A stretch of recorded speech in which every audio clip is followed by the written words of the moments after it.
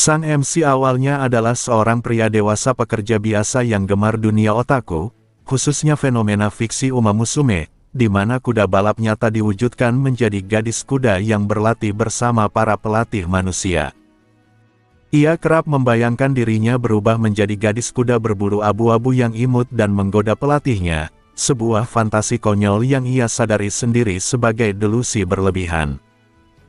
Fantasi tersebut ia tuangkan dalam sebuah cuitan singkat sebelum tidur, tanpa mengira bahwa hal itu akan benar-benar terjadi. Ketika terbangun, ia mendapati dirinya berada di ruangan asing dengan langit-langit yang tidak dikenalnya. Saat mencoba beraktivitas seperti biasa, ia menyadari keanehan demi keanehan pada tubuhnya.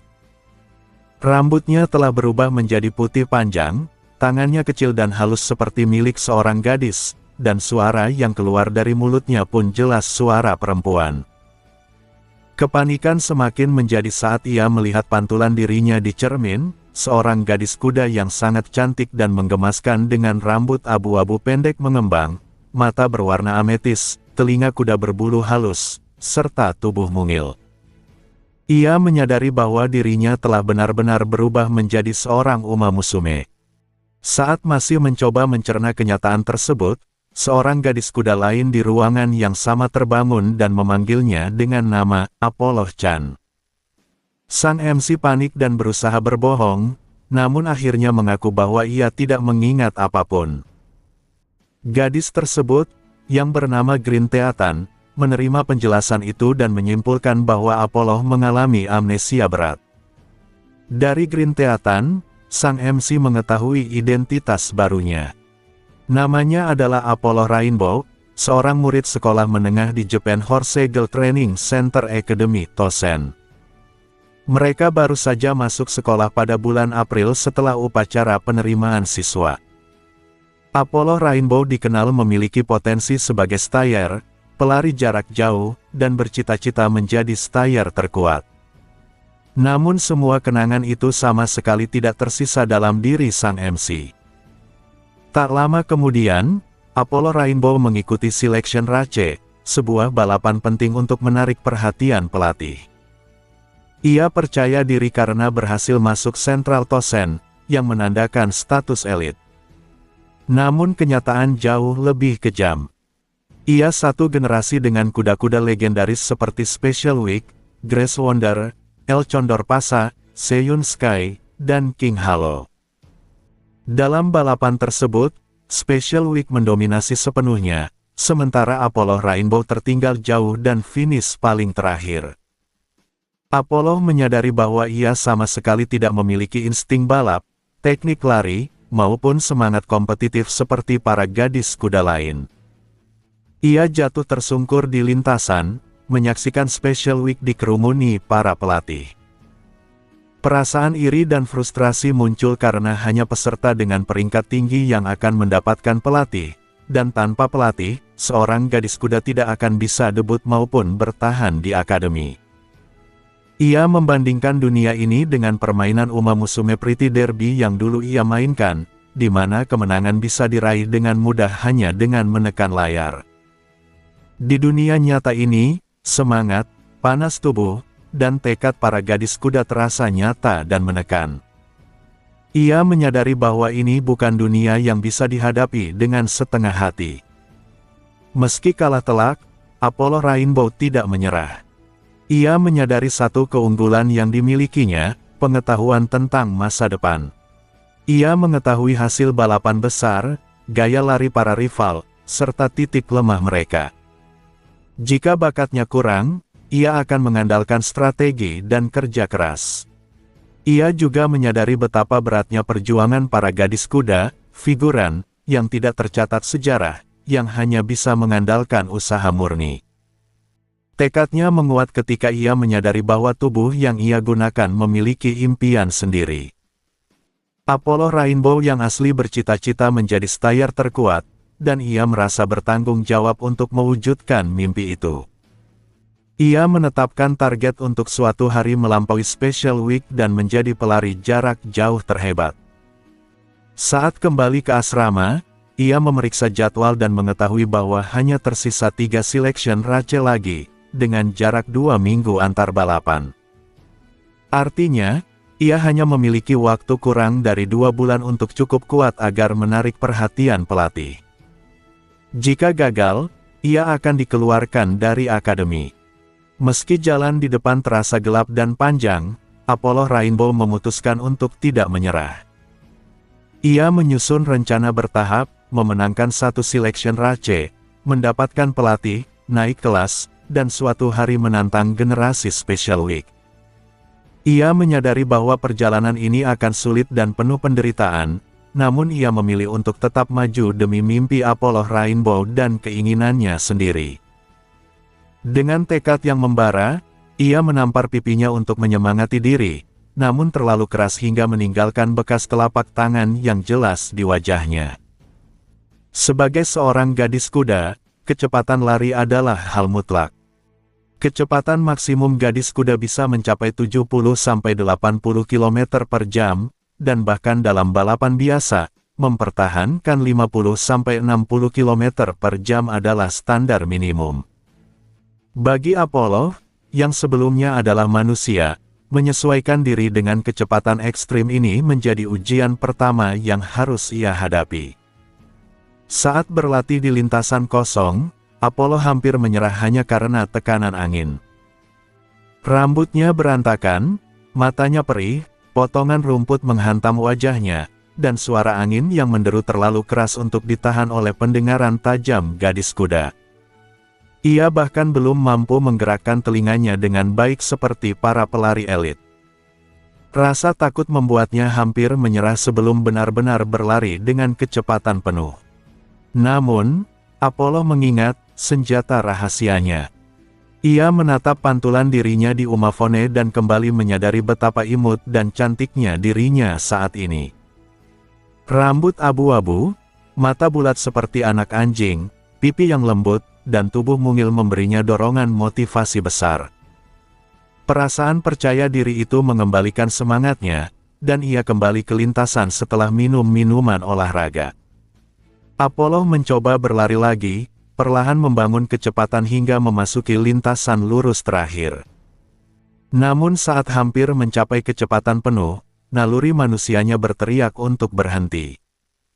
Rasa takut membuatnya memperlambat langkah dan mengakhiri putaran dengan lari kecil. Frustrasi, ia menyadari bahwa sudah 8 hari sejak selection race terakhir, tetapi ia masih terjebak pada rasa takut yang sama. Meski sadar bahwa ia harus memaksa diri, tubuh dan pikirannya menolak. Ketakutannya berasal dari insting manusia. Berlari hampir 80 km per jam tanpa perlindungan apapun terasa seperti bunuh diri. Selama ia belum sepenuhnya menerima dirinya sebagai gadis kuda, tembok mental ini tidak bisa ditembus. Apollo mencoba sekali lagi, mengandalkan pengulangan dan tekad. Saat ia hampir memacu kecepatan penuh, suara percakapan Special Week dan Silence Suzuka terdengar di dekat lintasan. Mereka berbincang santai soal makanan penutup. Fakta bahwa Special Week sudah memiliki pelatih dan bisa menikmati masa latihan tanpa tekanan membuat hati Apollo terasa panas.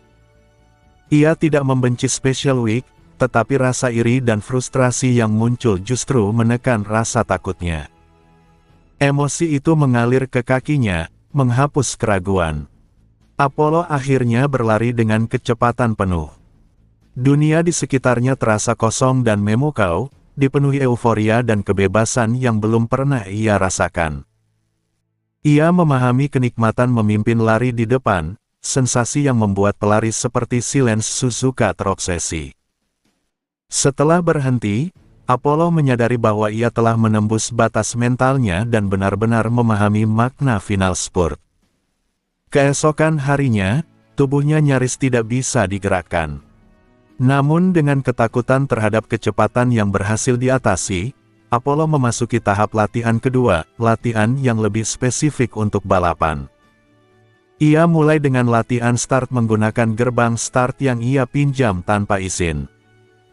Ia menyadari bahwa dirinya cukup berbakat dalam start, kemungkinan karena otaknya masih memiliki pola pikir manusia, sehingga cocok dengan gaya lari pelari depan.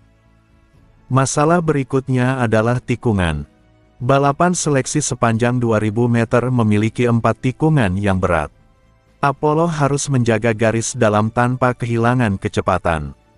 Terlalu dekat berarti berisiko menabrak pagar, terlalu lebar berarti membuang jarak. Ia belajar mengorbankan sedikit kecepatan demi efisiensi, menyimpan tenaga untuk lintasan akhir. Namun latihan sendirian terasa tidak cukup. Apollo akhirnya meminta bantuan Green Theatan, yang ia panggil Guriko. Meski menggerutu, Guriko tetap membantu. Mereka berlatih lari berdampingan, dan Apollo menyadari bahwa emosi gadis kuda sangat terlihat melalui telinga dan ekor mereka. Guriko kemudian mengusulkan balapan latihan sungguhan sejauh 2000 meter. Apollo menyetujuinya, menyadari bahwa ini adalah kesempatan berharga untuk berlatih sebagai pelari depan.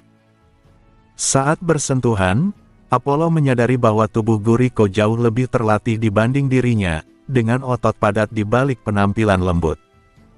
Ia menyadari bahwa meski ia berlatih keras, bakat dan struktur tubuh tetap berperan besar. Setelah pemanasan, mereka memulai balapan latihan. Apollo langsung memimpin, mengatur tempo berdasarkan pengetahuan balapan yang ia ingat. Ia menjaga kecepatan stabil di 1000 meter pertama dan meminimalkan kehilangan tenaga di tikungan. Saat memasuki tikungan terakhir, Apollo memutuskan untuk melakukan final spurt lebih awal, mengerahkan seluruh tenaganya. Namun tekanan sebagai pelari depan terasa berat. Di lintasan akhir, langkah Guriko semakin mendekat. Apollo mengerahkan stamina terakhirnya, tetapi pada akhirnya Guriko menang tipis dengan selisih sangat kecil. Kekalahan itu menghantam Apollo dengan keras. Meski tahu kemampuan Guriko, rasa frustrasi tetap meluap. Apollo menangis, menyadari bahwa keinginannya untuk menang telah menyatu dengan tubuh gadis kuda ini.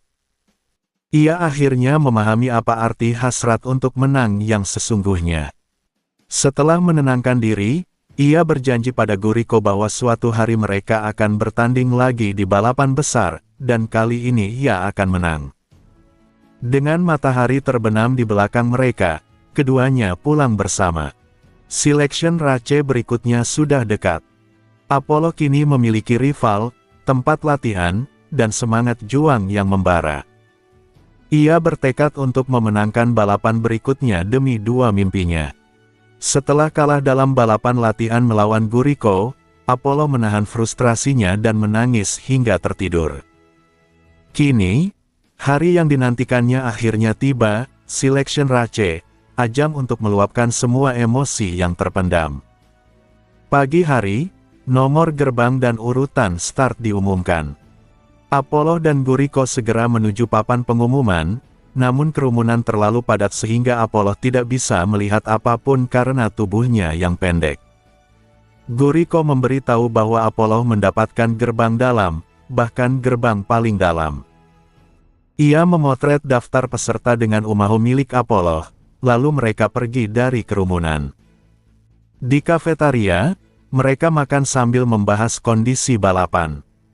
Apollo beruntung karena tidak ada gadis kuda kuat yang turun di balapan ini. El Condor Pasa bertanding di jarak lain, King Halo absen untuk penyesuaian, dan Glass Wonder sudah menang di Selection race sebelumnya serta dikabarkan mendapat pelatih. Seiyun Sky pun tidak terlihat. Meski demikian, Apollo tidak sepenuhnya tenang. Ia masih mengingat kekalahannya dari Guriko, terutama perbedaan kecepatan murni mereka. Ia mulai menyadari bahwa sprintnya bukan keunggulan mutlak. Namun Guriko memberi informasi penting, tidak ada pelari depan dalam balapan ini, sehingga Apollo bisa berlari bebas seperti saat balapan latihan mereka. Guriko lalu memperingatkan sesuatu yang membuat Apollo gelisah. Meski hampir semua pemenang Selection race mendapatkan pelatih, pernah ada satu kasus di masa lalu di mana pemenang tidak diseleksi karena balapannya dianggap terlalu lemah. Mendengar itu, Apollo mulai meragukan segalanya. Jika ia gagal menarik perhatian pelatih di balapan ini, maka balapan berikutnya akan mempertemukannya dengan King Halo atau Seiyun Sky, lawan yang mustahil ia kalahkan dalam kondisinya sekarang. Dengan benih kecemasan di hatinya, selection race pun dimulai. Di lintasan rumput sejauh 2000 meter, dengan 18 peserta penuh, suasana dibuat megah lengkap dengan fanfare dan komentator profesional.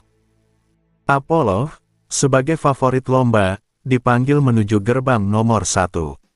Ia merapikan penampilannya, ingin terlihat sebaik mungkin bagi pelatih yang mungkin akan menemuinya hari itu. Di luar lintasan, Guriko menonton sambil memberi isyarat agar Apollo tetap fokus. Apollo mengingat kekalahannya dari Guriko dan merasa bersyukur karena hal itu menyalakan api tekad dalam dirinya. Ia menyadari bahwa balapan ini sangat penting. Bahkan tokoh-tokoh besar seperti Simboli Rudolf dan Maruzensky hadir untuk menyaksikan. Saat semua peserta masuk ke gerbang, ketegangan memuncak. Apollo mencapai tingkat konsentrasi ekstrim, sepenuhnya tenggelam dalam insting gadis kuda. Begitu mendengar tanda gerbang terbuka, ia melesat lebih cepat dari siapapun. Beberapa peserta lain tersendat di start, sementara Apollo langsung memimpin jauh di depan. Apollo memilih strategi pelari depan dengan kecepatan tinggi. Ia berlari hampir tanpa menahan diri, hanya sedikit mengendur di tikungan. Para komentator terkejut melihat jarak yang ia ciptakan, meski mempertanyakan apakah ia bisa mempertahankan stamina. Dalam 1000 meter pertama, waktunya tercatat sangat cepat, menunjukkan pace yang tidak wajar untuk balapan tingkat junior. Namun stamina Apollo tetap bertahan. Memasuki tikungan terakhir, ia masih sendirian di depan, sementara peserta lain kesulitan mengejar. Di lintasan lurus terakhir, rasa sakit dan kelelahan menyiksa tubuhnya, napasnya hampir habis, dan tenggorokannya kering. Meski demikian, tidak ada langkah berat yang mendekat dari belakang. Dengan sisa tenaga dan tekad, Apollo menembus garis finish di posisi pertama tanpa keraguan. Waktu akhirnya tercatat 2 menit 7 detik, sedikit lambat untuk kondisi lintasan, namun tetap sah. Setelah finish, Apollo nyaris roboh karena kelelahan, muntah kering sambil bersandar di pagar. Sorak-sorai penonton menggema ketika hasil resmi diumumkan dan nama Apollo Rainbow terpampang di papan sebagai pemenang. Para senior bernostalgia, teman-temannya bersorak, dan para pelatih mengamati dengan serius. Dalam kondisi setengah sadar karena kelelahan, Apollo akhirnya mengangkat tangan dengan lemah sebagai selebrasi kemenangan, tenggelam dalam euforia murni atas kemenangan pertamanya. Beberapa hari telah berlalu sejak selection race berakhir. Setelah balapan itu, banyak pelatih datang untuk merekrut Apollo. Kekhawatiran Apollo dan Guriko ternyata tidak beralasan. Namun, ada satu masalah besar, tidak satu pun dari para pelatih tersebut menyadari potensi Apollo sebagai pelari jarak jauh. Jika Apollo menandatangani kontrak dengan salah satu dari mereka, maka impian asli Apollo Rainbow untuk menjadi stayer terkuat hampir mustahil tercapai. Apollo tidak sepenuhnya menyalahkan para pelatih tersebut. Ia sendiri tidak pernah secara terbuka menyatakan ambisinya untuk menaklukkan balapan jarak jauh seperti Kikuka So atau Tenno So, tidak seperti keluarga Mejiro. Karena itu, Apollo dengan sopan menolak semua tawaran yang datang. Memilih pelatih secara langsung hanya akan menimbulkan masalah, dan tidak ada satupun yang benar-benar terasa cocok baginya. Ia memutuskan untuk menunggu kesempatan yang lebih baik sambil tetap berlatih sendiri. Di luar dugaan, Guriko tidak memarahinya, malah terkejut karena Apollo membuat keputusan yang rasional. Hari itu, Apollo kembali menjalani latihan mandiri. Bagi seorang gadis kuda, kaki adalah segalanya. Apollo berniat melatih kakinya hingga batas maksimal. Namun, semua fasilitas latihan telah dipesan oleh tim-tim pelatih dan gadis kuda lain. Tanpa pelatih, Apollo tidak diizinkan menggunakan kolam indoor, lintasan serpihan kayu, maupun jalur tanjakan. Bahkan lintasan yang biasa ia gunakan pun sudah terpakai. Dengan tidak adanya tempat latihan dan ketidaktahuannya terhadap jalur umum di sekitar akademi, Apollo akhirnya memutuskan untuk pergi ke perpustakaan untuk mencari buku tentang metode latihan. Di sana, ia bertemu dengan Zenko Rob Roy di meja layanan dan meminta bantuan untuk menemukan buku latihan. Rob Roy mengantarnya ke rak yang sesuai. Setelah mengucapkan terima kasih, Apollo menyadari ekspresi terkejut Rob Roy karena Apollo mengetahui namanya. Merasa canggung, Apollo segera menghilang di antara rak buku. Apollo mencari buku latihan, namun sebagian besar judul terasa dangkal dan tidak dapat diandalkan. Hingga akhirnya ia menemukan sebuah buku terbitan Ura yang tampak kredibel. Saat ia meraih buku tersebut, sebuah tangan kasar dan besar menindih tangannya. Apollo dan pemilik tangan itu saling menatap kebingungan. Seorang pria muda, jauh lebih tinggi darinya, berdiri di hadapannya. Apollo menilai pria itu sebagai seseorang yang biasa saja, namun berkesan. Keduanya berebut buku itu, hingga Apollo menyadari pria tersebut membawa banyak buku tentang pelari jarak jauh. Apollo pun bertanya dan mengetahui bahwa pria itu adalah seorang pelatih pemula tanpa satu pun gadis kuda. Mendengar itu, jantung Apollo berdebar. Minat pelatih tersebut terhadap Stayer sangat cocok dengan impiannya. Apollo memperkenalkan diri sebagai Apollo Rainbow. Pelatih itu mengenalnya sebagai pemenang selection race yang berlari agresif di depan. Ketika pelatih itu mengira Apollo sudah memiliki pelatih, Apollo panik dan memohon agar pelatih tersebut mau menandatangani kontrak dengannya. Ia bahkan menarik lengan pria itu dan memohon dengan keras hingga menarik perhatian sekitar.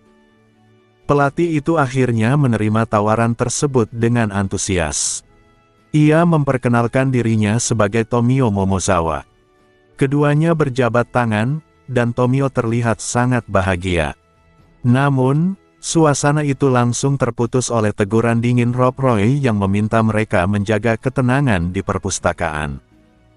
Dengan senyum sopan namun dingin, Rob Roy meminta mereka pergi, dan Apollo serta Tomio pun meninggalkan perpustakaan setelah meminjam buku. Kemudian, mereka bertemu kembali di ruang pelatih milik Tomio, sebuah ruangan kecil di sayap gedung untuk pelatih pemula. Tomio memperkenalkan dirinya secara resmi sebagai pelatih pemula yang pernah menjadi sub-pelatih Meijiro McQueen. Ia menyatakan keinginannya untuk melatih pelari jarak jauh berbakat seperti Apollo. Apollo pun memperkenalkan dirinya dan menyatakan mimpinya untuk menjadi stayer terkuat. Percakapan mereka berlangsung santai dan akrab. Tomio menyebut Meijiro McQueen, Ray Sower, dan Palmer sebagai stayer ideal. Namun, ia mengungkapkan pandangan ekstremnya. Stayer ideal baginya adalah gadis kuda yang mampu berlari sejauh 4.000 meter. Apollo terkejut mendengarnya, mengingat jarak tersebut melampaui balapan jarak jauh domestik di Jepang. Tomio menanyakan pendapat Apollo tentang berlari sejauh itu. Apollo menjawab bahwa ia ingin mencobanya, namun harus menaklukkan balapan jarak jauh domestik terlebih dahulu. Tomio menyetujui hal itu dan menyebut Apollo harus naik ke kelas open. Apollo kemudian meminta Tomio untuk memanggilnya dengan nama Apollo saja, dan Tomio menyetujuinya. Setelah berganti pakaian, mereka menuju lintasan yang telah dipesan Tomio. Tomio meminta Apollo berlari satu putaran penuh seperti balapan sungguhan, dengan sprint di lintasan akhir untuk pengambilan data. Apollo berlari dengan serius, meniru performanya di selection race. Setelah selesai, Apollo menanyakan hasilnya. Tomio menjawab singkat dan memutuskan untuk mengakhiri latihan lebih awal karena ada hal penting yang perlu dibicarakan. Ekspresi Tomio sangat serius saat ia meninjau data di umahonya. Ia menyuruh Apollo melakukan pendinginan dan menunggu di ruang pelatih. Dengan perasaan tidak tenang, Apollo menuruti perintah tersebut dan pergi ke ruang pelatih, meninggalkan Tomio yang masih menatap data dengan wajah tegang. Setelah kembali ke ruang pelatih yang sempit, Apollo duduk di sofa sambil melirik meja Tomio yang dipenuhi dokumen. Sikap Tomio setelah melihat larinya terasa aneh dan berat, bukan marah, melainkan seperti seseorang yang baru menyadari ada masalah besar. Pikiran negatif pun menguasai Apollo, hingga ia takut kontraknya akan diputus. Kecemasan itu berkembang menjadi berbagai dugaan buruk tentang tubuh dan kemampuannya, membuat Apollo menangis sendirian di ruang pelatih yang gelap. Tomio kembali dan panik melihat kondisi Apollo. Setelah menenangkan dirinya, Apollo menanyakan pembicaraan penting yang ingin disampaikan Tomio. Tomio kemudian mengeluarkan papan tulis dan beberapa buku, lalu menjelaskan bahwa ada masalah pada gaya lari Apollo. Menurutnya, gaya lari Apollo terlalu maskulin dan tidak sesuai dengan tubuh gadis kuda. Jika dibiarkan, ketegangan pada tubuh akan menumpuk dan berisiko menyebabkan cedera serius. Tomio menunjukkan rekaman lari Apollo dan menjelaskan secara detail perbedaan struktur tubuh serta kesalahan bentuk lari yang perlu diperbaiki. Ia pun menyatakan akan memfokuskan latihan pada koreksi form dalam beberapa waktu ke depan, dan Apollo menyetujuinya. Selanjutnya, Tomio membahas kecocokan jarak lari Apollo. Ia menyatakan bahwa jarak 2000 meter terlalu pendek dan tidak bisa menampilkan potensi sejati Apollo, yang baru akan muncul pada jarak minimal 2400 meter. Data split time per 400 meter menunjukkan ketidakseimbangan performa Apollo, menandakan ketidakcocokan fundamental dengan jarak menengah. Hal ini menjelaskan mengapa performanya terlihat tidak stabil. Apollo menyadari bahwa tubuhnya memang lebih cocok untuk jarak jauh dibandingkan jarak menengah, berbeda dengan Guriko yang unggul di jarak pendek. Masalahnya, hampir tidak ada balapan junior dengan jarak di atas 2000 meter. Balapan yang lebih panjang baru tersedia di kelas klasik, dan jarak di atas 2400 meter bahkan sangat langka. Fokus berlebihan pada jarak jauh berisiko membuat Apollo kekurangan kesempatan bertanding dan menumpuk kekalahan, yang bisa berujung pada kegagalan bagi Apollo maupun Tomio sebagai pelatih pemula. Menyadari beratnya jalan yang harus ditempuh, Apollo merasa takut. Namun Tomio menenangkannya dengan menyatakan bahwa semua kesalahan adalah tanggung jawab pelatih. Latihan intens pun dimulai. Apollo menjalani hari-hari berat dengan koreksi form, penguatan tubuh bagian bawah, serta latihan kecepatan di lintasan rumput dan tanah untuk bertahan di jarak yang tidak sesuai dengan bakat alaminya. Ia berlatih hingga kelelahan ekstrim. Dalam masa itu, Guriko sering membantunya dalam kehidupan sehari-hari. Perlahan, kecepatan dan kekuatan Apollo meningkat. Ia menyadari bahwa tubuhnya justru lebih sedikit kelelahan setelah berlari jarak lebih panjang, menegaskan bahwa tubuhnya memang menolak jarak pendek dan menginginkan jarak jauh. Waktu berlalu hingga mendekati debut. Suatu hari, mereka melakukan latihan simulasi penampilan lagu debut, Makek Debut. Apollo merasa sangat tertekan karena harus mengenakan kostum generik yang memperlihatkan perut.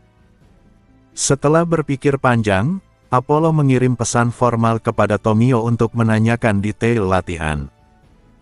Tomio membalas dengan cepat, memastikan latihan dilakukan di panggung indoor tanpa penonton dan mengharuskan Apollo mengenakan kostum tersebut.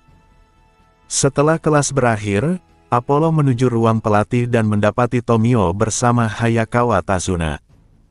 Tazuna menyerahkan kostum debut resmi kepada Apollo dan memintanya menjaga kostum itu dengan baik. Setelah Tazuna pergi, Tomio mengajak Apollo menuju panggung indoor. Apollo berganti pakaian dengan susah payah, sempat kebingungan dengan bagian kostum, lalu akhirnya berhasil mengenakannya. Apollo naik ke panggung sesuai arahan Tomio. Lampu dipadamkan, dan Tomio meminta Apollo bernyanyi dan menari dengan sepenuh hati, menunjukkan pesona terbaiknya. Saat musik dimulai dan lampu menyala, Apollo menenangkan dirinya, mengingat bagaimana para gadis kuda hebat memikat penonton. Ia meyakinkan diri akan pesonanya sendiri, lalu menampilkan senyum terbaiknya. Apollo mulai bernyanyi di atas panggung, bertekad untuk memenangkan debutnya dan membuktikan bahwa ia adalah gadis kuda milik Tomio, siap melangkah menuju masa depan bersama pelatihnya. Setelah menyelesaikan penampilan panggung pertamanya, Apollo menerima satu kalimat dari Tomio yang terus terngiang di kepalanya, "Apollo, kamu cantik. Bukan imut atau keren, melainkan cantik." Ucapan itu membuatnya gelisah dan emosinya kacau. Apollo menenggelamkan wajahnya ke bantal, malu sekaligus bingung dengan perasaan yang muncul. Ia menyadari bahwa secara mental dirinya masih merasa seperti seorang pria, sehingga reaksi hatinya terhadap pujian dari sesama pria terasa aneh baginya. Meski begitu, pengakuan atas kerja kerasnya, penampilan dan tarian yang ia poles dengan serius, membuat jantungnya berdebar. 2 bulan setelah menjadi Uma Musume, Apollo mulai merasakan perubahan dalam dirinya. Namun, ia memaksa fokus pada satu hal yang lebih mendesak, balapan debutnya. Sehari sebelum balapan debut, Apollo mengikuti rapat strategi di ruang pelatih. Balapan akan berlangsung di Tokyo Race-Course, jarak 2000 meter di lintasan rumput, 8 peserta, lintasan berlawanan arah jarum jam, dengan tanjakan berat tepat sebelum garis finish.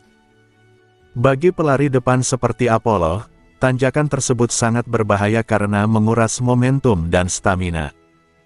Strategi mempertahankan keunggulan hingga akhir hampir mustahil, kecuali bagi legenda seperti Silence Suzuka. Apollo membandingkan dirinya dengan Suzuka dan menyadari jurang kemampuan yang terasa sangat besar. Meski terinspirasi, ia mempertanyakan apakah perbedaan itu murni soal bakat. Saat rapat berlanjut, Tomio menjelaskan bahwa Apollo akan memulai dari gate terluar, posisi yang sangat tidak menguntungkan bagi pelari depan karena tikungan cepat setelah start. Jika terlalu memaksa, Apollo akan melebar dan kehilangan jarak. Jika ragu, ia akan tertelan rombongan. Masalah lain adalah kehadiran Jara-Jara, pelari depan lain yang memulai dari gate dalam. Tomio menyimpulkan bahwa duel kecepatan tak terhindarkan, namun justru menguntungkan Apollo yang terbiasa memacu diri habis-habisan. Kuncinya adalah start yang sempurna. Ketegangan dan antusiasme bercampur dalam dada Apollo, tetapi keinginannya untuk menang menguasai segalanya. Ia ingin memberi Tomio kemenangan pertamanya dan menyadari bahwa kemenangan juga penting secara finansial. Dalam sistem Twin Class Series, hanya 5 besar yang mendapatkan hadiah, dan jumlah hadiah menentukan kesempatan mengikuti balapan besar berikutnya. Tanpa kemenangan, masa depan Apollo terancam stagnasi. Sebelum berpisah, Apollo menyatakan tekadnya pada Tomio bahwa ia pasti akan menang. Tomio membalas dengan keyakinan yang sama. Hari balapan tiba. Cuaca cerah, lintasan dalam kondisi baik. Saat pemeriksaan akhir, Tomio memastikan kondisi Apollo sempurna. Apollo sendiri dipenuhi hasrat menang yang brutal dan tanpa kompromi. Di cermin, ia melihat Uma Musume abu-abu berbintik dengan tatapan tajam, fokusnya sempurna. Meski tubuhnya bergetar, Apollo merasa tenang ketika Tomio berada di sisinya. Ia menggenggam tangan pelatihnya, menegaskan bahwa mereka menghadapi ini bersama. Di padok, Apollo tampil sebagai favorit ketiga. Para penonton dan komentator memperhatikan ketenangannya yang tidak biasa untuk pendatang baru. Mereka juga menyoroti potensi besar dari kombinasi Apollo dan Tomio. Di depan gate, Apollo mengamati para pesaingnya, terutama Jara-Jara dan Against Gale. Tatapan mereka saling beradu, menandakan pertarungan sengit. Saat masuk ke gate terluar, fokus Apollo mengerucut sepenuhnya. Begitu gerbang terbuka, ia melesat dengan start yang sangat baik, segera memimpin dan memotong ke dalam lintasan dengan presisi. Ia mengambil alih posisi terdepan dan mempertahankannya hingga tikungan pertama, memperlebar jarak dari Jara-Jara. Strateginya jelas, memacu kecepatan sejak awal dan menghancurkan lawan. Namun Jara-Jara tidak menyerah dan kembali mengejar, memaksa duel sengit yang menguras stamina keduanya. Di tikungan ketiga, Apollo gagal mengontrol kecepatan dan melebar sedikit. Kesalahan itu dimanfaatkan Jara-Jara untuk menyelinap dari dalam dan merebut posisi terdepan. Saat Jara-Jara menyalip, lengannya menghantam hidung Apollo dengan keras. Rasa sakit hebat meledak, postur larinya hancur, dan darah mengalir deras. Penglihatannya kabur, napasnya tersendat, dan ia kehilangan ritme. Dalam kondisi kacau, Apollo tertelan oleh rombongan pelari lainnya. Di lintasan lurus akhir, Apollo sepenuhnya kehilangan tenaga. Against Gale menyalip dan memenangkan balapan, sementara Apollo terus terpuruk. Meski berhasil melewati garis finish di posisi terakhir, tubuhnya tidak lagi mampu menopang dirinya. Apollo terjatuh di atas rumput. Pandangan menjadi hijau, lalu gelap. Balapan debutnya berakhir dalam kehancuran. Apollo Rainbow terbangun dan mendapati dirinya menatap langit-langit yang asing. Di sisi pandangannya, wajah Tomio, pelatih yang sangat dikenalnya, terlihat dengan ekspresi penuh kecemasan. Ia berada di rumah sakit. Perlahan, ingatan Apollo kembali, balapan debutnya, rasa sakit hebat di wajah, napas yang terhenti, lalu kegelapan. Balapan itu telah berakhir 6 jam yang lalu. Ketika Apollo menanyakan hasilnya, Tomio dengan berat hati mengatakan bahwa mereka kalah.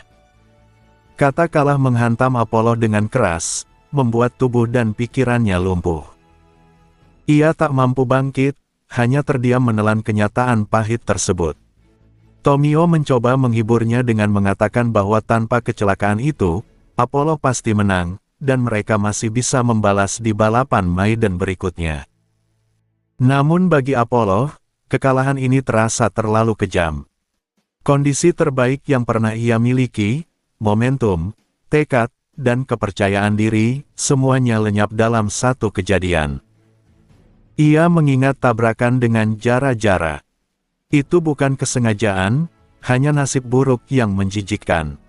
Justru karena tidak ada niat jahat, rasa frustrasinya semakin tak tertahankan.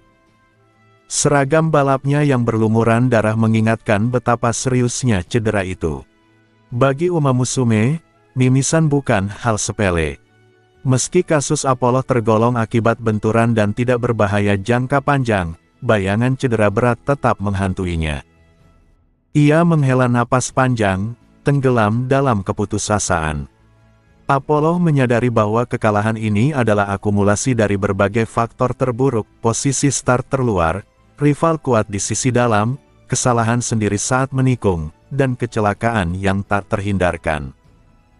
Yang paling menyakitkan adalah pukulan tepat di hidung, bagian vital untuk bernapas.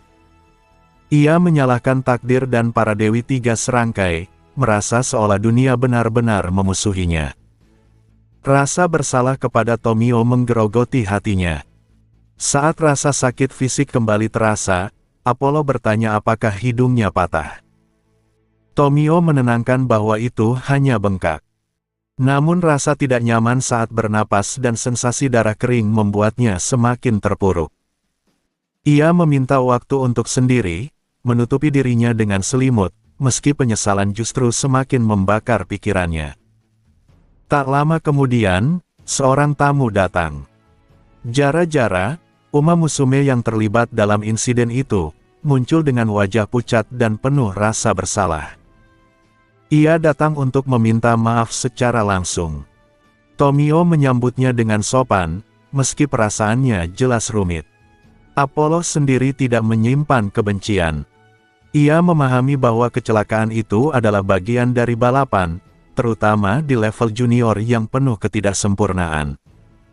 Apollo memperhatikan memar di lengan kanan Jara-Jara, lengan yang menghantam hidungnya. Ia memastikan Jara-Jara tidak kesakitan, lalu menyatakan bahwa ia tidak marah dan tidak ingin memperpanjang masalah. Ia menegaskan bahwa kejadian itu akan menjadi pelajaran bagi mereka berdua. Namun rasa bersalah Jara-Jara terlalu besar. Untuk menutup semuanya, Apollo memanggilnya mendekat dan berpura-pura akan memukulnya sebagai hukuman. Saat Jara-Jara menutup mata dan menegang, Apollo hanya menepuk pipinya dengan lembut. Kebingungan Jara-Jara berubah menjadi tangis lega. Ia mengucapkan terima kasih dan maaf berulang kali sebelum meninggalkan ruangan. Setelah keheningan kembali, Apollo memanggil Tomio dan menariknya ke dekatnya. Ia bersandar di dada pelatihnya, akhirnya membiarkan emosinya tumpah. Tomio menenangkan Apollo dengan belayan, membuatnya menangis tanpa mampu menahan diri. Belakangan, Jara-Jara menerima skors balap 2 bulan dan pelatihnya didenda. Cedera Apollo pulih dengan cepat. Hidungnya hanya bengkak selama beberapa hari tanpa efek lanjutan. Namun kejadian itu meninggalkan pelajaran besar. Apollo menyadari betapa pentingnya menghindari cedera. Saat ia berhenti, para rival terus berkembang. Ketakutan akan tertinggal membuat Apollo memohon agar diizinkan berlatih ringan. Ia mulai memahami bahwa pertumbuhan stabil tanpa cedera adalah bentuk bakat tersendiri. Ia bertekad untuk bertahan di Twin Clay Series tanpa mengalami kecelakaan lagi. Balapan berikutnya dijadwalkan 2 minggu kemudian, balapan tanpa peringkat di Tokyo Ratchet-Chourse, jarak 2000 meter. Namun partisipasinya masih bergantung pada undian. Sambil menunggu, Apollo menjalani latihan intensif di treadmill, berfokus pada kecepatan dan kekuatan.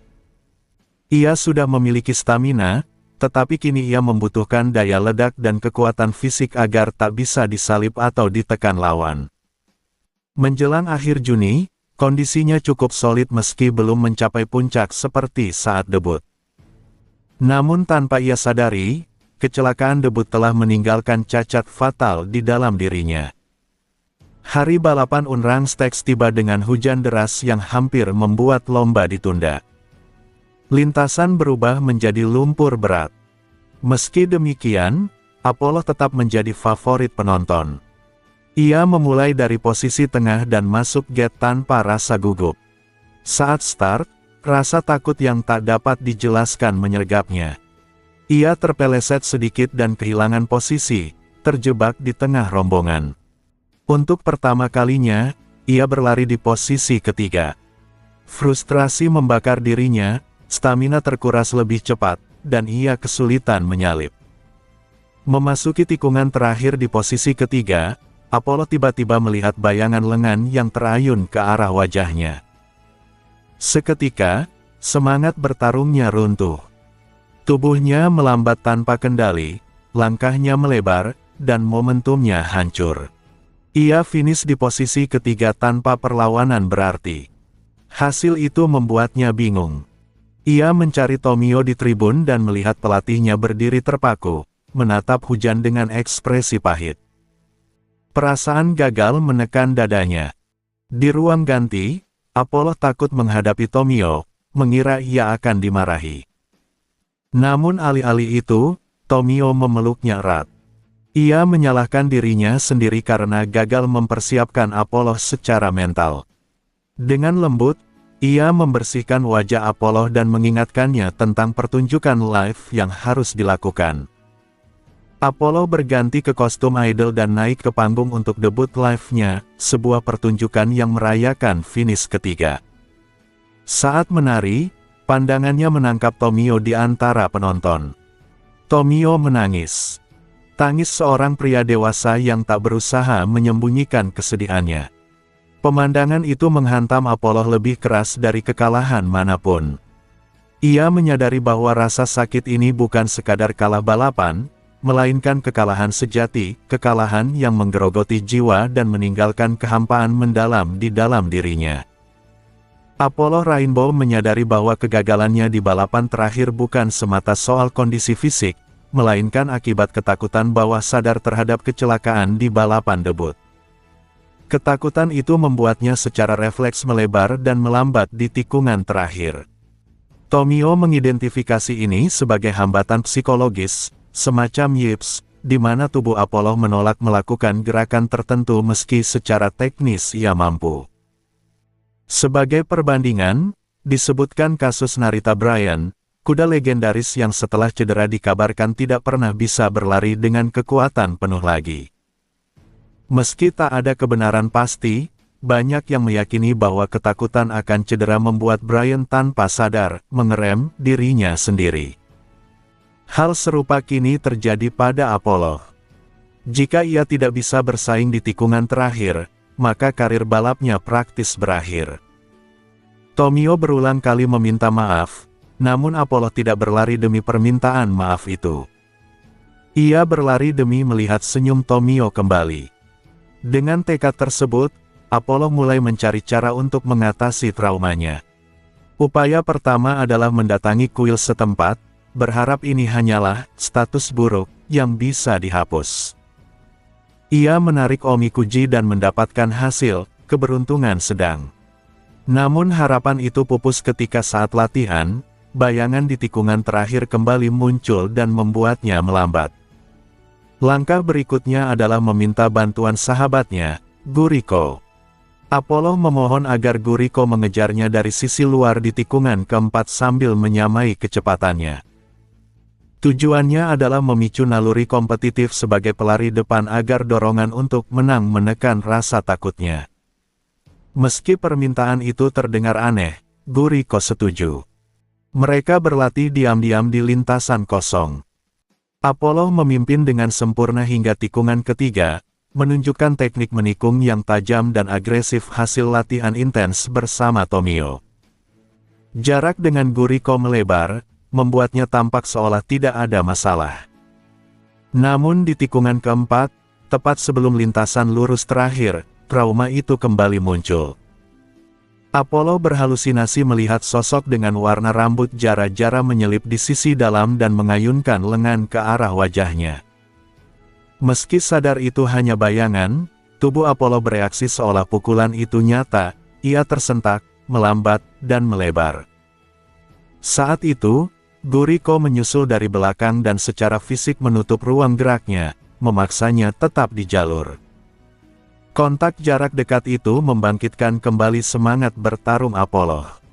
Untuk pertama kalinya sejak debut, ia kembali merasakan sensasi duel di lintasan lurus. Namun kehilangan momentum terlalu besar, dan Guriko finish lebih dulu dengan selisih setengah badan. Meski kalah, Apollo merasakan secercah harapan. Ia menyadari bahwa ketakutan itu mungkin bukan sepenuhnya miliknya, melainkan reaksi naluriah tubuh Uma Musume yang ia tempati. Meski ia sendiri merasa tidak takut, tubuhnya tetap bereaksi saat didorong hingga batas. Apollo meminta mengulang latihan, namun bayangan di tikungan terakhir tak juga menghilang. Waktu berlalu hingga pertengahan Juli. Musim hujan berakhir, digantikan panas musim panas.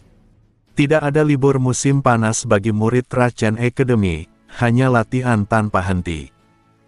Apollo sebenarnya ingin mengikuti kam latihan, namun keterbatasan dana Tomio sebagai pelatih pemula membuat itu mustahil. Yang lebih penting, trauma itu masih belum teratasi. Apollo telah mencoba berbagai cara, umpan wortel, berlari bersama Tomio, dan metode lain, namun semuanya gagal. Setiap kali hampir berhasil, solusi itu kembali lolos dari genggaman. Tomio terus menganalisis data Apollo tanpa henti. Ketika Apollo mengintip layarnya, terlihat jelas seberapa pesat pertumbuhan fisiknya, distribusi otot, keseimbangan tubuh, hingga bentuk perut dan pinggangnya yang kini jauh lebih terlatih. Secara fisik, Apollo sudah setara dengan Uma Musume level Graded Stakes Junior. Rekaman lama menunjukkan betapa buruknya bentuk larinya di awal, dan betapa sempurnanya sekarang berkat pelatihan Tomio. Namun perbandingan video menegaskan satu hal, satu-satunya masalah tersisa adalah perubahan gerak di akhir tikungan terakhir. Apollo merasa ini adalah masalah yang harus ia atasi sendiri. Ia melihat Tomio terlalu memaksakan diri, kelelahan secara mental dan fisik. Karena itu, Apollo menarik Tomio menjauh dari pekerjaannya dan mengajaknya keluar untuk menyegarkan pikiran. Mereka pergi ke pusat perbelanjaan, makan parfait bersama, berkeliling memilih pakaian, dan menghabiskan waktu santai. Hari itu memberi Tomio ketenangan yang sudah lama hilang. Apollo menegaskan bahwa hubungan mereka bukan sekadar pelatih dan kuda, melainkan rekan yang saling mendukung. Saat senja tiba, Apollo menyampaikan permintaannya dengan serius. Ia ingin didaftarkan ke balapan Maiden bulan Agustus. Ia sadar risikonya besar, namun percaya bahwa satu-satunya cara mengatasi trauma ini adalah menghadapinya langsung di balapan sesungguhnya. Tomio ragu. Mendaftarkan Uma Musume yang belum pulih secara mental adalah pelanggaran serius. Namun melihat tekad Apollo, ia akhirnya menyetujui permintaan itu. Apollo berjanji akan menang. Dengan keputusan itu, tidak ada jalan mundur. Apollo sadar bahwa jika ia gagal, Tomio yang akan menanggung akibatnya. Namun justru karena itulah ia memaksa dirinya maju, untuk mematahkan trauma itu sepenuhnya. Di dalam hatinya, tekad membara kembali menyala. Apollo tak akan pernah melupakan air mata Tomio setelah kekalahan sebelumnya. Dan ia bersumpah, air mata itu tidak akan terulang lagi. Lain kali, air mata itu akan menjadi air mata kemenangan. Akhir pekan di minggu pertama bulan Agustus akhirnya tiba setelah periode latihan tanpa henti. Balapan berlangsung di Tokyo Race Course, Race 3, Maiden Race kedua dengan jarak 2000 meter, lintasan kiri. Matahari bersinar terik.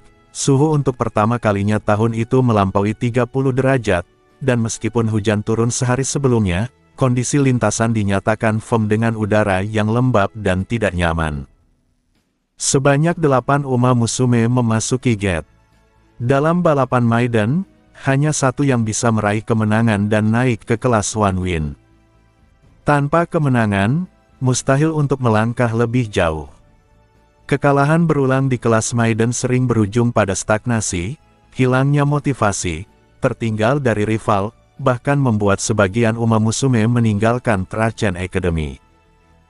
Tekanan itu tidak hanya dirasakan oleh para pelari, tetapi juga oleh keluarga dan pelatih yang mendukung mereka sepenuh hati. Apollo Rainbow menyadari bahwa balapan ini adalah pertaruhan besar. Ia telah mendorong dirinya sejauh ini demi pelatihnya, Tomio, dan tidak bisa menerima kekalahan. Di ruang tunggu, Tomio tampak gelisah, berkali-kali memeriksa ponselnya. Meski ini balapan ketiga mereka, taruhannya jelas berbeda. Apollo menenangkan diri di depan cermin, menepuk pipinya sendiri untuk mengusir ketegangan. Seluruh bulan Juli mereka habiskan untuk latihan ekstrim dan analisis balapan. Latihan fisik berlangsung brutal, latihan kekuatan tanpa henti, treadmill, sepeda statis, menarik ban, berenang, diselingi 1 hari istirahat ketat setiap minggu untuk mencegah cedera. Hasilnya, tubuh Apollo berubah drastis. Kekuatannya meningkat jauh dibanding debut dan Maiden Race sebelumnya. Apollo juga mempelajari gaya para pelari depan legendaris, Maruzensky, Meijiro Palmer, Twin Turbo, Ines Fujin, Mihono Bourbon. Dari mereka, ia memetik pelajaran tentang pacing dan daya tahan mental, terutama dari Meijiro Palmer dan Twin Turbo. Strateginya jelas, lari terdepan dari awal hingga akhir. Saat berbicara dengan Tomio, Apollo memastikan strategi tetap sama, start penuh kecepatan. Meski mendapat gate nomor 1, posisi terbaik, Tomio tampak ragu. Trauma Apollo di tikungan terakhir masih menjadi bayangan. Apollo sendiri tidak bisa berkata bahwa ia benar-benar percaya diri, namun ia mengatakan bahwa jika Tomio ada bersamanya di tikungan terakhir, mungkin semuanya akan baik-baik saja. Di paddock, Apollo diperkenalkan sebagai favorit utama.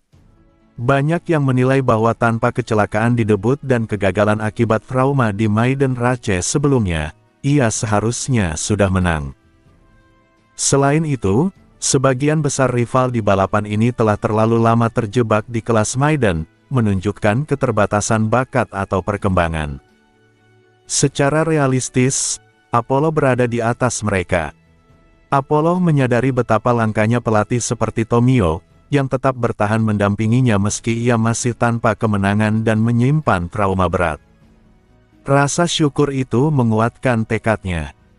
Para penonton dan komentator juga menyadari satu hal krusial, trauma Apollo selalu muncul di titik yang sama, tikungan terakhir. Jika hari ini ia gagal mengatasinya, masa depannya sebagai pelari bisa berakhir. Dari 8 peserta, hanya Apollo yang berlari sebagai frontrunner murni. Sisanya didominasi pelari belakang yang berniat menyalip di lintasan lurus terakhir. Balapan dimulai. Dari gate 1, Apollo melesat seperti peluru, langsung memimpin dan memperlebar jarak. Startnya sempurna. Dengan kecepatan stabil, ia memasuki backstretch dengan keunggulan besar dan melewati tikungan ketiga sendirian. Kemenangan tampak di depan mata. Namun saat memasuki tikungan keempat, tempat traumanya berakar, halusinasi kembali muncul. Dari sisi dalam lintasan, bayangan berisik dan lengan terayun kembali menghantuinya. Tubuh Apollo bereaksi refleks, melambat dan melebar, tepat seperti sebelumnya. Di saat kritis itu, sorakan keras menggema dari tribun. Suara-suara penonton memanggil namanya. Di antara semuanya, suara Tomio dan keberadaan Jara-Jara terasa paling jelas.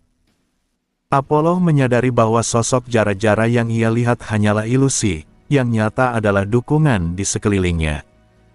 Kesadaran itu memutus belenggu traumanya. Halusinasi hancur seperti kabut hitam, dan tubuh Apollo kembali lurus ke depan. Ia berlari dengan seluruh tenaga, menekan batas fisiknya tanpa ragu. Sensasi kebebasan dan euforia berlari kembali sepenuhnya. Dengan 200 meter tersisa, Apollo masih memimpin. Ia mengingat semua kegagalan sebelumnya, air mata Tomio, dan malam-malam penuh penyesalan. Namun kali ini, ia tidak menoleh ke belakang. Ia mengarahkan pandangannya ke garis finish, dan melintasinya sebagai yang pertama. Apollo Rainbow meraih kemenangan pertamanya. Sorak-sorai penonton meledak. Dengan emosi meluap, Apollo mengangkat tinjunya. Papan hasil menampilkan, posisi pertama, nomor 1, Apollo Rainbow. Status CONFIRMED menyala. Kemenangan itu nyata. Apollo segera berlari ke tribun dan memanggil Tomio. Pelatihnya menangis, bukan karena frustrasi, melainkan karena kebahagiaan murni.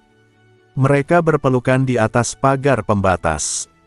Tomio memastikan Apollo tidak cedera, dan ketika mendengar ia baik-baik saja, pelukannya semakin erat. Apollo kemudian berterima kasih kepada Jara-Jara, yang selama 2 bulan memendam rasa bersalah. Keduanya berpelukan sambil menangis. Apollo berjanji bahwa suatu hari nanti mereka akan bertemu lagi di panggung yang lebih besar dan menentukan siapa yang lebih kuat. Balapan maiden itu berakhir dengan penuh air mata dan emosi, diikuti oleh winning live yang telah lama dinanti. Bagi Apollo, ini adalah penampilan pertamanya sebagai pemenang. Kali ini, ia ingin menunjukkan segalanya, rasa bangga dan terima kasih kepada semua yang telah mendukungnya.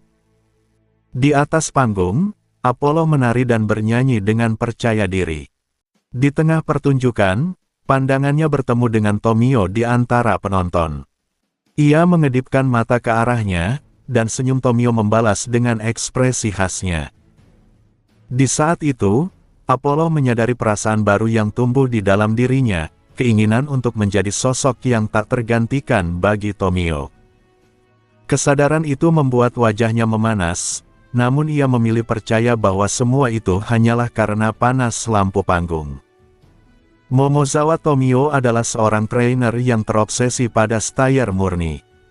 Setelah pelatih Meijiro McQueen, Uma Musume legendaris, menyuruhnya untuk berhenti menjadi asisten dan berdiri sendiri karena bakatnya, Momozawa benar-benar meninggalkan posisinya sebagai asisten.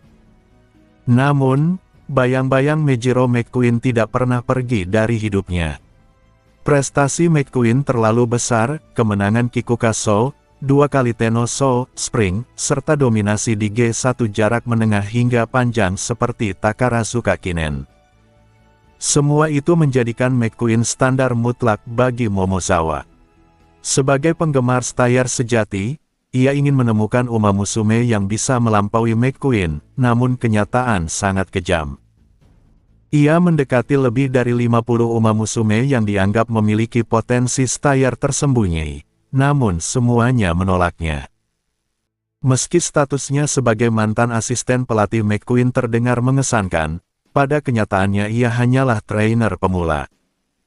Penolakan demi penolakan membuatnya mulai berpikir untuk kembali ke posisi lamanya. Pertemuan dengan Apollo Rainbow terjadi secara kebetulan di perpustakaan, saat mereka meraih buku yang sama tentang metode pelatihan Stayer. Momozawa langsung mengenalinya sebagai Uma Musume yang berlari dengan strategi nekat di Selection Rache. Dari postur tubuh, struktur otot, hingga efisiensi fisiknya, Apollo adalah Stayer ideal, tubuh kecil, kuat, dan efisien untuk jarak jauh. Momozawa mengira Apollo pasti sudah direkrut trainer lain. Namun kenyataan mengejutkan, Apollo belum memiliki trainer, dan justru dialah yang meminta Momozawa untuk melatihnya. Kebahagiaan itu disertai tekanan besar, ia merasa telah mendapatkan berlian mentah. Setelah kontrak ditandatangani, Momozawa segera menyadari bakat luar biasa Apollo. Melalui berbagai simulasi dan eksperimen gaya lari, hanya satu gaya yang benar-benar cocok untuknya, Onige, Front Running Extreme. Gaya lain, menekan pace, front running biasa, berada di tengah pack, atau mengejar dari belakang, semuanya gagal total. Keunikan Apollo terletak pada kesadarannya yang sangat dini terhadap kecocokan ini, bahkan sebelum debut. Momozawa membandingkannya dengan Twin Turbo dan Mejiro Palmer, dua pelari legendaris yang baru menyadari potensi Onige mereka setelah berkali-kali gagal. Apollo melampaui itu semua. Dari sisi stamina, data menunjukkan sesuatu yang lebih mengerikan. Daya tahan Apollo sudah berada di level senior, bahkan sebelum mencapai batas maksimalnya. Jarak optimalnya bukan hanya berjarak 1.800 hingga 2.399 meter, melainkan 2.400 hingga 4.000 meter. Kemampuan mencapai 4.000 meter adalah sesuatu yang belum pernah Momozawa lihat di Jepang. Apollo juga menunjukkan afinitas kuat pada lintasan rumput berat dan bahkan tanah, menandakan potensi besar di arena Eropa. Momozawa mulai menyadari bahwa mungkin Jepang bukan panggung ideal baginya. Dengan latihan keras ala Sparta, perkembangan Apollo berlangsung sangat cepat. Jika tren ini berlanjut, ia bukan hanya akan menargetkan Kikukaso, tetapi juga Tenoso, Spring, dan G1 jarak jauh internasional. Di kantor trainer yang gelap, Momozawa yakin, Apollo adalah Stayer yang selama ini ia cari. Namun ada satu masalah besar, Apollo Rainbow sama sekali tidak memiliki kesadaran akan jarak pribadi. Saat latihan, ia sering bersentuhan tanpa sadar.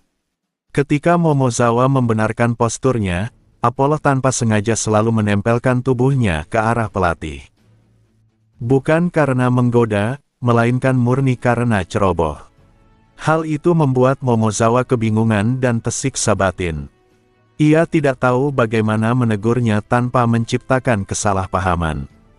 Dalam kesehariannya, Momozawa mengenal trainer lain, Kiryuin Aoi, seorang trainer elit dari keluarga bergengsi, dengan Uma Musume bernama Happy Meg. Meski merasa status mereka jauh berbeda, Momozawa akhirnya bertukar kontak dengannya. Mereka pun minum bersama sebelum debut Apollo. Tujuan Momozawa adalah mengorek informasi pelatihan. Namun Kiryuin ternyata sangat lemah terhadap alkohol dan tertidur di bahunya sebelum pembicaraan inti dimulai. Momozawa membawanya ke hotel dengan penuh tanggung jawab dan tidak melakukan apapun. Keesokan paginya terjadi kesalahpahaman, namun Momozawa menjelaskan dengan jujur hingga Kiryuin tenang. Dari percakapan mereka, Momozawa memperoleh petunjuk berharga yang membantunya menyusun rencana latihan final Apollo. Debut Apollo pun tiba. Momozawa diliputi kecemasan dan harapan. Ia yakin Apollo akan menang. Namun bencana terjadi. Di tikungan keempat, Uma Musume lain menyerobot dari sisi dalam, menghantam wajah Apollo. Darah mengalir deras, namun Apollo terus berlari hingga garis finish sebelum ambruk tak sadarkan diri. Momozawa menerobos pagar, membuka jalan napasnya dengan tangan sendiri, dan menyelamatkannya dari gumpalan darah yang menyumbat tenggorokannya. Di ambulans, Apollo meminta maaf padanya. Kata-kata itu menghancurkan Momozawa. Setelah kekalahan itu, ia semakin keras melatih Apollo demi kecepatan absolut, namun ia gagal melihat kondisi mentalnya. Kekalahan berikutnya di tikungan keempat menyadarkannya, semua ini adalah kesalahannya. Saat winning live berlangsung, Momozawa melihat Apollo menari dengan senyum palsu, bukan sebagai pusat panggung. Ia menangis, menyesali dirinya sendiri karena hanya melihat Apollo sebagai stayer ideal, bukan sebagai individu yang rapuh dan hidup. Di titik itulah ia memahami segalanya. Apollo Rainbow bukan alat, bukan fantasi, bukan simbol ambisi. Ia adalah Uma Musume yang nyata. Dengan penyesalan dan tekad yang membara, Momozawa Tomio akhirnya lahir sebagai trainer Apollo Rainbow yang sesungguhnya. Kemenangan pertama mereka. Itu adalah cerita selanjutnya.